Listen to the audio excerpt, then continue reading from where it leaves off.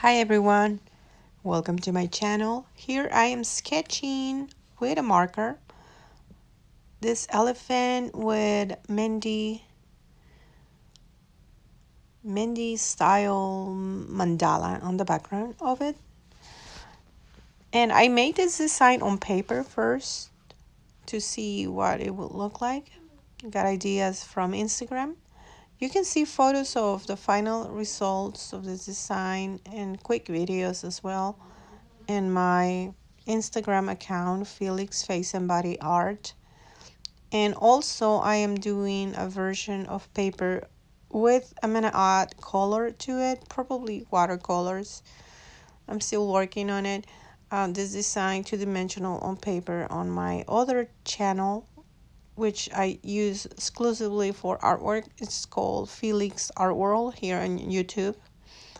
And that's also the name of my Facebook page, Felix Art World, which is where I post a lot of this, all my temporary tattoos with henna and jagua, and the art I do on canvas, Mendy style. So here I'm doing shading with a Q-tip.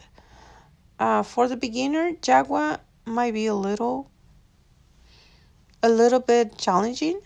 It's not forgiving, so pick a design that's really simple, easy to do if you want to do shading.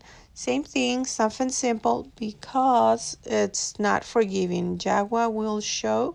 You can clean up and erase it while it's wet, but once it matures in 2 or 3 days, you will see the mistakes you made.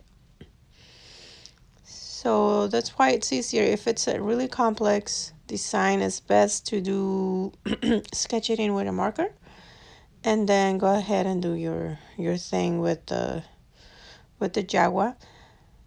Today I am using fresh jagua, a company located in Florida. It's sensitive to heat. It's made from a fruit, so you gotta keep it in the fridge whenever you're not using it.